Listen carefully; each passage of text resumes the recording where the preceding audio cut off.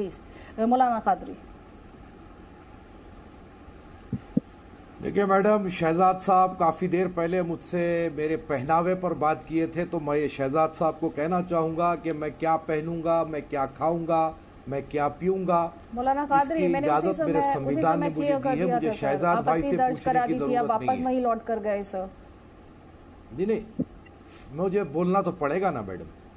खैर बहरहाल, अभी शहजाद भाई ने पूछा कि जो है 1991 के कौन से प्रावधान पर एतराज़ है, तो मैं ये कहना चाहूँगा कि जब टाइटल पर बहस ही नहीं होनी है तो फिर वीडियोग्राफी का मकसद क्या है, वीडियोग्राफी किस मकसद के तहत करवाई जा रही है। हम एक बात शहजाद भाई के ज़रिए बीजेपी की हायर लीडरशिप तक ये पहुंचाना चाहते हैं कि अभी आपने ताजमहल की बात की, तो सर एक काम कीजिए ना, एक लिस्ट तैयार कीजिए और इस देश से हर वक्त के लिए फसाद को ख़त्म कीजिए। आप आ जाइए, जितने भी हिंदू गुरु है, धर्म गुरु है, मुसलमान धर्म गुरु है, सूफ़ी है, जो हिंदुस्तान में हर वक्त अमन भाईचारगी का जो है पैगाम दिए हैं, इन तमाम को साथ में बिठाइए। आपके जितने और कितने दावे हैं, सारे दावों को साथ लाइए, बैठिए और देश के हालात को संभालिए, सुधारिए। अरे हम तो कह रहे हैं सर कि बीजेपी गवर्नमेंट, मोदी गवर्नमेंट काम करना चाहती है, सबका साथ सबका विकास की जब बात कर रही है, तो फिर ये आए दिन एक नया उन्वान क्यों? कभी मथुरा, कभी काशी, अब तो ताजमहल भी आ गया, अब कल और क्या आने वाला है नहीं मालूम। तो सारे मुद्दों को एक टेबल पर तय कीजिए ना। क्यों आखिर जो है आए दिन हम जो है देश की फिजा को बिगाड़ने की कोशिश करेंगे? आइए साथ में बैठ के बात करते हैं। बाबरी मस्जिद के वक्त भी ये बात हुई थी। एक काउंटर लीजिए सैयद जवाद का, एक और काउंटर है सैयद जवाद का, उसके बाद शहजाद का चरित्र नहीं बदला जा रहा। प्लीज जवाब ले लीजिए, पहले मौलाना कादरी, उसके बाद अनुराग भदौरिया, जल्दी जल्दी। ये वीडियोग्राफी से किसे डर लग रहा है? देखिए अदिति जी, सबसे पहले तो मैं शहजाद भाई से ये कहना चाहूँगा कि आपने कहा कि 1991 यहाँ पर लागू नहीं होता, क्योंकि यहाँ पर कोई टाइटल चेंज करने की बात नहीं हो रही है। ठीक है, बहुत सही कहा आपने, लेकिन ये तो बतला दीजिए कि आखिर वीडियोग्राफी किस कारण करवाई जा रही है, दावा क्या है वीडियोग्राफी के पीछे। अब जब वीडियोग्राफी करवाई जा रही है, कोर्ट का आदेश आया है, तो कोर्ट का पालन करवाना ये प्रशासन की जिम्मेदारी है। हम भी चाहेंगे कि कोर्ट का पालन हो, लेकिन जहाँ पर वीडियोग्राफी और ये जो सारी बातें उठाई जा रही है, इसके पीछे सिर्फ एक ही मकसद है कि हमारे अपने देश की अमन की फ़िज़ा को ख़राब किया जाए, फिर से एक बार वही माहौल को रिपीट किया जाए जो 91-92 में हुआ था। तो हम नहीं चाहते कि किसी ऐसे किस्म का कोई भी हमारे देश का माहौल बने, क्योंकि कोर्ट का फाइनल वर्डिक्ट है सुप्रीम कोर्ट की कि यहाँ पर अब कोई टाइटल पर सुनवाई नहीं होगी। तो आप वीडियोग्राफी करवा लें, आप चाहे वहाँ से जो कुछ भी निकालना चाहे निकले या ना निकले, आप उसका प्रोपोगंडा कर ले, लेकिन टाइटल पर तो बहस होने वाली है नहीं। तो फिर ये सारी चीज़ें क्यों की जा रही है? देखिए, मैं किसी का मुखालिफ नहीं हूँ। क्या दिक्कत हुई जब इतनी क्लैरिटी आपको है? नहीं, आपको जब इतनी क्लैरिटी है जी मौलाना कादरी, जब आपको इतनी ही क्लैरिटी है, तो फिर आपको दिक्कत क्या है?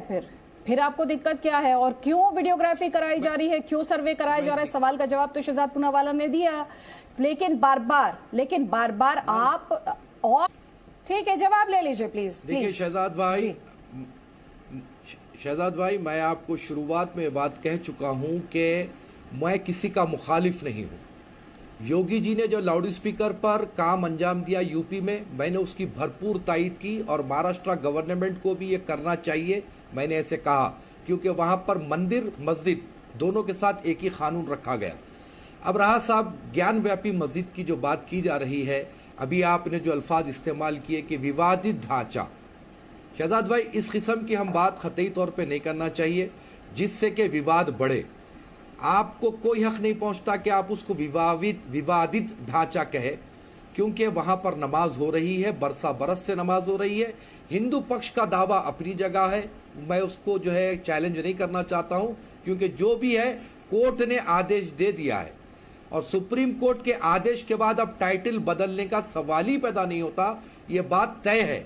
और आपने कहा कि हिजाब, अरे सर, आप लोग सुप्रीम कोर्ट के ऑर्डर का उल्लंघन हुआ और यहां पर ये वाराणसी कोर्ट का ऑर्डर हो गया। अब जब हम हाई कोर्ट के ऑर्डर के खिलाफ में अगर हम सुप्रीम कोर्ट जाते हैं तो इसमें अदालत की बात ना मानने वाली क्या बात हुई सर? सुप्रीम कोर्ट तो सुप्रीम है ना। अगर हाई कोर्ट के ऑर्डर से मुझे इख्तिलाफ है तो मुझे पूरा हक है, संविधान मुझे हक देता आज है की कि मैं जो लोअर सुप्रीम कोर्ट जा कोर्ट जो सकता है, हूं। जो लोअर कोर्ट है, लोअर कोर्ट सर्वे वीडियोग्राफी को लेकर मैं सवाल कर रही हूं। मैं चाहती हूं आज हम मुद्दे पर आए। ज्ञान वापी मस्जिद की बात हो रही है, अनुराग भदौरिया हमारे साथ है। ज्ञान वापी मस्जिद पर हायर कोर्ट में, बट इस तरह की भड़काऊ बयानबाजी तो नहीं होनी चाहिए, इस पर सियासत तो नहीं होनी चाहिए ना।